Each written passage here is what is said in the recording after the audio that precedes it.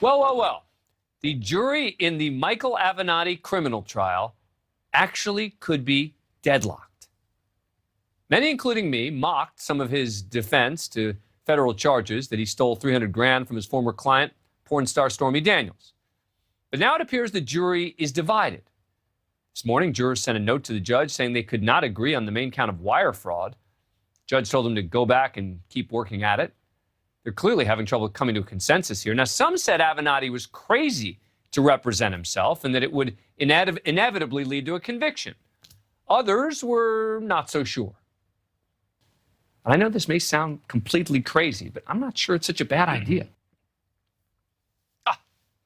Avenatti cross-examined his former client, Stormy Daniels, for over 4 hours with zinger questions like, didn't you tell the New York Times that watching me work was like watching the Sistine Chapel painted? And how do you speak with the dead? And something Daniels claims to do. And even quoted back to her something he says she said on a podcast about hoping Avenatti would get sexually assaulted in prison.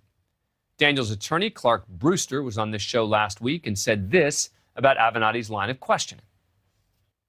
But I think to harangue and try to insult and confuse the jury will be not a good strategy.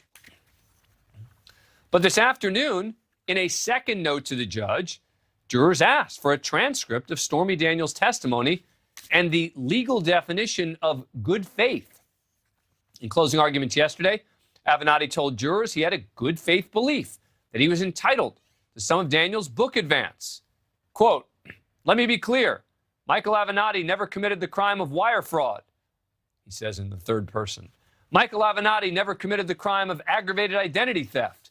There's insufficient evidence, ladies and gentlemen, to show that Michael Avenatti ever intended to defraud Ms. Daniels or had a scheme to defraud Ms. Daniels. There's insufficient evidence, ladies and gentlemen, to show that Michael Avenatti ever intended to harm Stormy Daniels.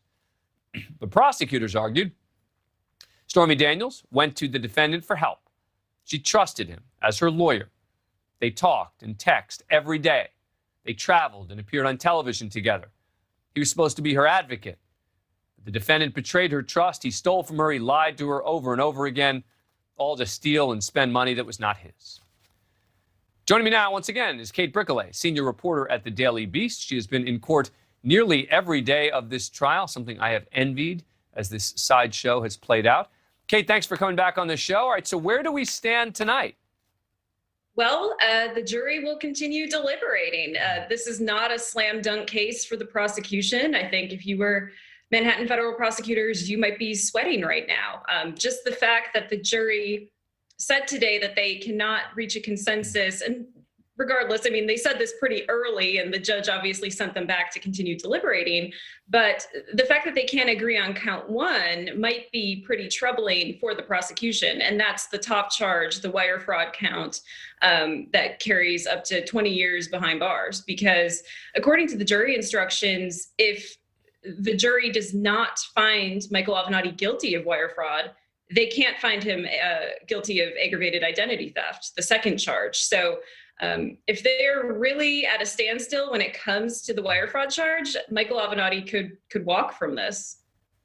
And this would be his second hung jury out of 3 federal cases that have been brought against him. What was most surprising to me, and I think most ominous for the possibility that there'll be a hung jury, is they only deliberated for, 4 hours before saying they were deadlocked? Yes, exactly. They deliberated 2 hours yesterday after closing arguments. They deliberated 2 hours this morning before they sent that note saying that they couldn't agree. Well, like I said, the judge sent them back to the deliberation room, and they spent the rest of the afternoon there. They'll return tomorrow, and I guess we're waiting to see, is this another alleged crime that Michael Avenatti gets away with? He walked away from his last criminal trial in California last summer with a mistrial. He represented himself, and Avenatti even said at the start of this proceeding that he felt he had the best chance of winning if he went pro se and represented himself. What did you make of the closing arguments? You were there in the courtroom. Was he effective as his own lawyer in closing arguments? You know, now that the jury has come back with these questions, it would that he was pretty effective. He began his closing arguments with a story about his father being a hot dog vendor. Judge Furman immediately shut that down since it doesn't have any relevance to the facts in the case. And Avenatti was, his trademark theatrical self. He used these sort of food analogies to try to break through to jurors. And the last thing that he said was, the case that the government is feeding you is a plate with a cockroach in the middle of it. And I submit to you that you should return this food. You should return this verdict and find me not guilty. And I think a lot of people were laughing at that language, but now I'm wondering if some of that resonated with the jury, if perhaps they do have questions about the facts that the government presented. Right. And real quick, do you think that the prosecutors would retry him if there's a hung jury?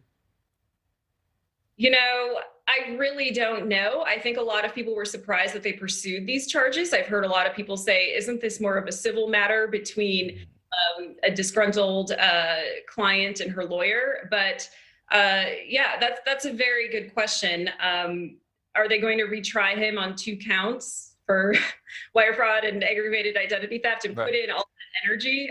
I don't know, but a lot of people and money. And money and time and. Would Stormy testify again? She was clearly very, very angry, and there's a chance that she would, but can they really collect the witnesses in the same evidence again? And would they have to make their case somewhat stronger? Wow. All right. Well, Michael Avenatti lives to fight another day. Kate Briquelet, thank you so much for coming on the show. Appreciate it. Thank you. Take care. Thank you for watching. Click the red subscribe button below so you can get more of NewsNation's fact-driven, unbiased coverage.